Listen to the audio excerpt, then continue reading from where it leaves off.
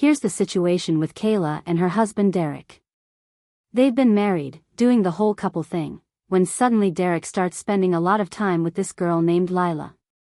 We're talking regular hangouts, once a week, sometimes every other week. On paper it doesn't sound crazy, but here's the thing, Kayla has never met Lila. Not once.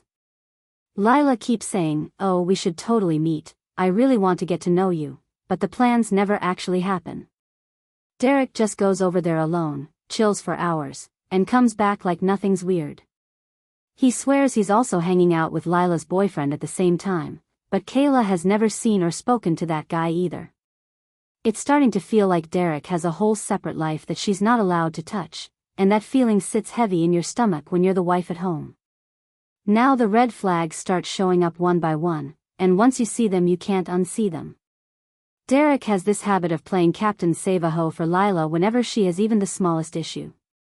He gave her a space heater like it was no big deal. Kayla wasn't mad about him being nice, she was mad about what happened next. When she suggested donating their old Nintendo Switch that had been sitting in a drawer for years to some kid who actually needed it, Derek shut it down immediately. His excuse? "I already told Lila she could maybe borrow it sometime." He couldn't go back on his word to Lila.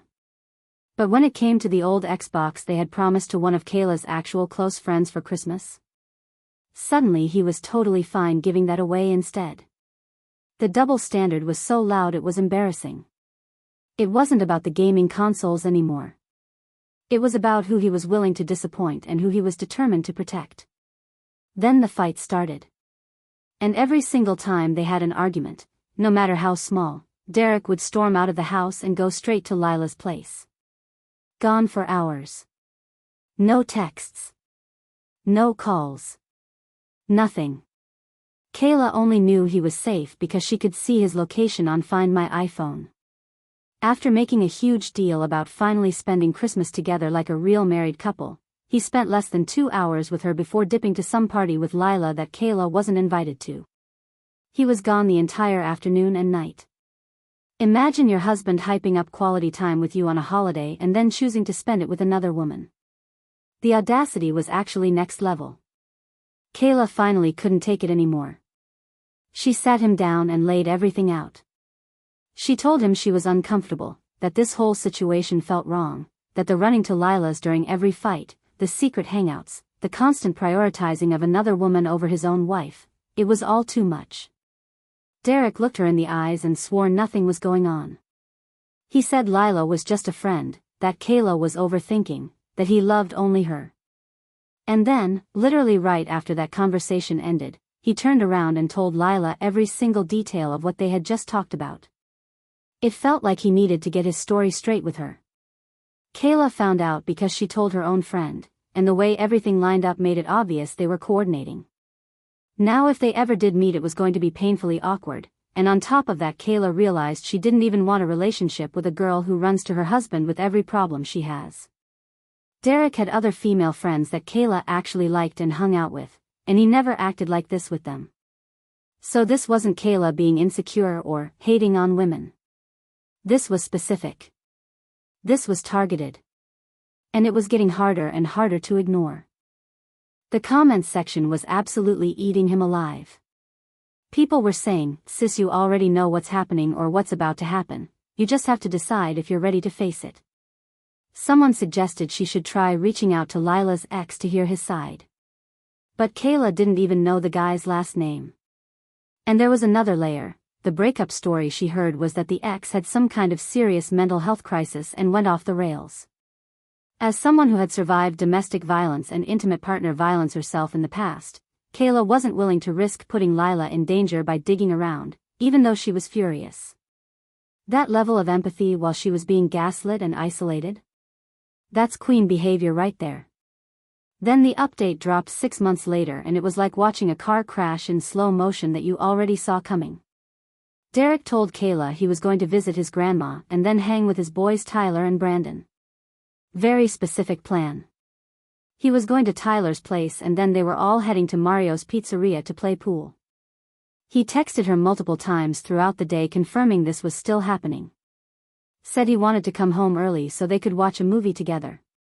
But when 7 p.m. came and he still wasn't home, Kayla checked his location, not because she was being suspicious, but because she genuinely wondered if he was on his way back and didn't want to call and bug him if he was still with the guys. And the location showed he was at Lila's place. Over 25 miles away from where he said he was. She texted him, "Are you with Lila right now?" He lied immediately, "No, I'm not with her. I didn't even see her." Kayla pushed back, "Your location literally shows you at her house though?" He tried to play it cool, "I was just gonna pop in real quick and say hi, that's all." But who drives 25 miles across town just to pop in and say hi? And why didn't he mention it at all beforehand? He waited until she caught him. When she kept asking questions, he got whiny and defensive. "I was with Tyler and Brandon literally all day doing exactly what I said. I never saw Lila. If you don't believe me, you can just ask them." Kayla's not that girl. She's never been that girl. She wasn't about to start calling her husband's friends to fact-check him. But later that week she went to dinner with her friend Megan, and it turned out Brandon is Megan's brother and they're all tight with Tyler. Megan casually dropped that Lila had been with them the entire day. Derek picked her up first thing in the morning, brought her to Tyler's, they all hung out, and then he brought her to Mario's pizzeria. She was there the whole time they were playing pool. So when the location pinged at Lila's at 7 p.m., it was because he was dropping her off at home.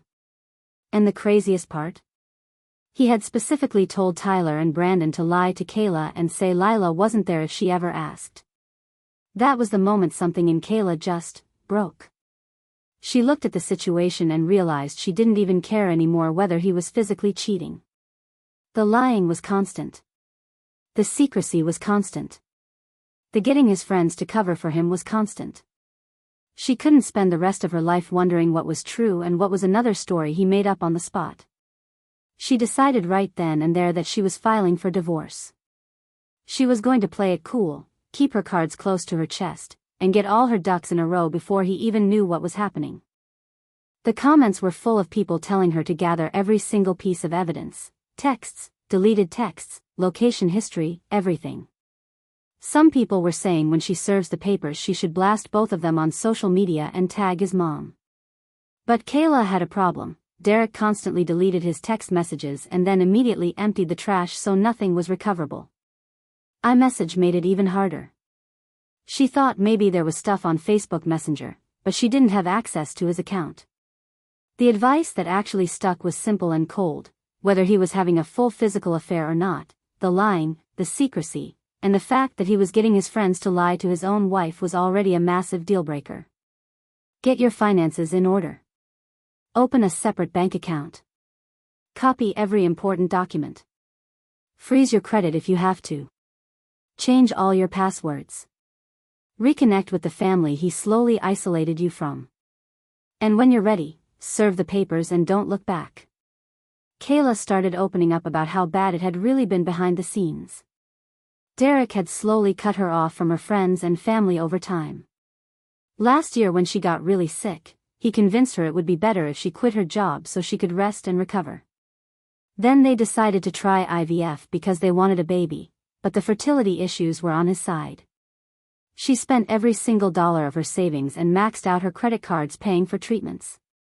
He contributed nothing financially and very little emotionally. After that she got a substitute teaching job, but the pay wasn't great. Over the summer she had been burning through what tiny savings she had left just to cover bills and pay down debt. The apartment was in both their names so he couldn't just kick her out, but the car was only in his name. She was talking to a divorce lawyer and trying to figure out the smartest, safest way to serve him. In their state they had to be legally separated for a full year before the divorce could even be finalized, which felt like forever when she just wanted to be free. She had begged for marriage counseling for so long it was embarrassing. He always had a reason why they couldn't go: too busy, too expensive, we can figure it out ourselves. The only time he ever agreed was when she was actively saying she was done and wanted to leave. And even then he never actually followed through. Meanwhile she had been in individual therapy for years working through her own trauma. He hadn't gone one single day to deal with any of his issues. She was exhausted from carrying the entire emotional weight of the relationship while being gaslit into thinking she was the problem. The update was clear and final: she was done. She was filing. And for the first time in a long time, she was choosing herself. Now let's switch to the second story because it's giving very similar, I finally see everything clearly, energy, but this one hits in a different way. It involves D&D, headphones, a partner who tried to make her feel guilty for having one single thing that was just hers, and a journal that revealed way more than anyone expected. This one comes from Jenna, and when she first posted asking if she was the asshole for wanting to play Dungeons and Dragons online with headphones in, the comments immediately started saying, "Girl, this is not about the headphones." Jenna had been with her longtime partner Alex for years. They had just had their first kid, a daughter, and Jenna was finally trying to get back to something that had always been hers, playing D&D. She had been running a casual homebrew campaign forever and had recently joined a Curse of Strahd game. When she was pregnant she took a break, which made sense. After the baby was born and she finished breastfeeding, she tried to jump back in. But Alex started acting brand new about it immediately. He suddenly wanted to meet everyone she played with. He wanted to know the exact address where they were playing. On game days he would find little reasons to delay her leaving the house. Sometimes he would call during the session with emergencies that weren't actually emergencies at all. On the days she didn't play, she was expected to handle the entire baby bedtime routine while he went out drinking with his friends. The imbalance was obvious, but she kept trying to make it work because she genuinely loved the game and it was one of the only things that felt like hers. When the Strahd campaign moved online, Jenna started playing in a separate room with headphones in so she could actually focus and get immersed. She would arrange for the grandparents to watch the baby because otherwise Alex would keep coming in with random questions or, "Can you just do this one thing real quick?" requests that could have easily waited. She was only asking for a maximum of 5 hours to herself to do something she loved. But Alex hated the headphones. He said they made him feel excluded. He said it was making his chronic depression worse. He said there was no point in him going to therapy if she was just going to keep doing the thing that isolated him. Jenna tried to compromise. She played without headphones the next week even though it made focusing way harder, especially with him and the baby around. She ended up in tears after only 2 hours because she couldn't get into the game at all. He was still unhappy. He told her she needed to lower her standards and play in a less engaged way. But Jenna didn't want to half-ass the one thing that brought her real joy and helped her mental health. She had already changed the hours she played and tried without headphones. Nothing was ever enough. At the same time Alex was deep in this weird paranoid phase about IT security. He kept resetting her iPad and phone. He wanted her to get a completely new phone number. He was acting like there was some major threat that only he could see. On top of that, at his request she had cut her work hours so she could be more available for the baby, even though she had full-time opportunities and he was technically unemployed, just trading crypto. She was bending over backwards trying to make him comfortable, but the one thing she refused to give up was her D&D. It was her outlet. It was the one space that was completely hers. And he was trying to take that too. The comments clocked the pattern immediately. People were pointing out how familiar this all felt, the isolation from hobbies, the controlling behavior around her time and her devices, the way he blamed her for his depression instead of actually getting help, the IT security excuse that sounded a lot more like control than genuine concern.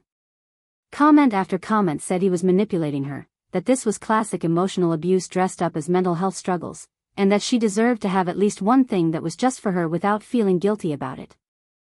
Then Jenna came back with an update a couple months later and the entire energy had shifted. She had given Alex an ultimatum: either he goes to therapy or they separate. He chose no therapy. His reason? Therapists always take one person's side anyway. So she forced the separation. He moved out 6 weeks ago. She had been in her new place for a month.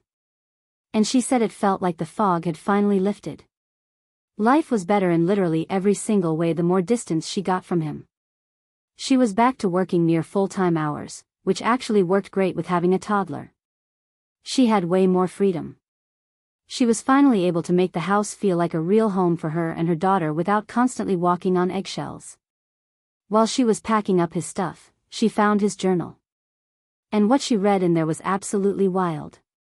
He had actually convinced himself that she was having an affair with someone in her D&D group. His reasoning? She was always happy after games and he had noticed changes in her appearance and behavior, changes that, by the way, he had specifically asked her to make a few weeks earlier. There were entries about his expectations around sex. His version of enough was 3 to 5 encounters in a single day. Even when she was pregnant, working full-time, and dealing with morning sickness. Even then he thought that was reasonable. And it turned out that while she was pregnant, he had paid a junkie who lived down the street for a blowjob. He apparently felt bad about it, but not bad enough to not write it down like it was normal. In their conversations after the separation he kept blaming her, for trying too hard in the relationship, for misinterpreting his actions and words even when they were direct quotes, for not booking a therapist for him, and for not assuming the best about him anymore. The lack of accountability was actually impressive in the worst possible way. The kiddo was doing great though.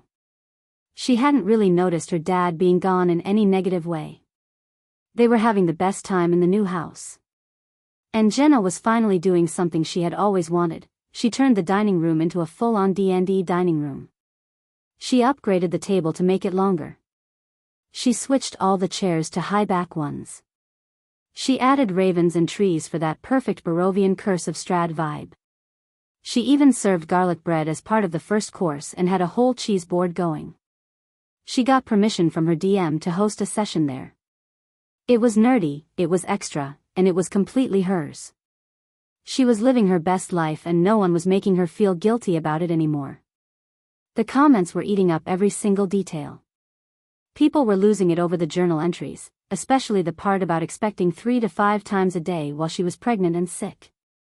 One person wrote, "If I had to have sex 3 to 5 times a day I'd be broken inside a week," and Jenna confirmed it was completely unrealistic. She also mentioned she got tested and everything came back clear, a small win after everything. But the thing that resonated with so many people was the fog lifting part. That specific feeling when you finally get space from someone who's been slowly draining you and suddenly everything becomes clear. You can breathe again. You remember who you were before the constant guilt and second-guessing. So many people in the comments said they had been there too and it was the most freeing feeling in the world. So there it is, y'all. 2 different stories, same painful truth. When someone gaslights you, isolates you from the things you love, controls your time, and refuses to take any real accountability or get help, the healthiest thing you can do is choose yourself and walk away. In both cases these women tried everything: therapy requests, compromises, patience, communication. And in both cases the men chose their own comfort and control over the relationship. But the women got out. They're healing. They're reclaiming their peace, their hobbies, their money, and their futures. And that's the part that actually matters in the end. Was the journal the most shocking part for you, or was it the way Derek got his boys to lie and cover for him? Or maybe it was how both of these situations started so normal, and slowly turned into something that made these women question their own sanity. Drop your thoughts, your hot takes, your own stories if you've been through something similar. I read every comment and y'all really keep me going with the support and the real talk. Thank you so much for being here. Protect your peace, trust your gut when something feels off, and I'll catch you in the next one.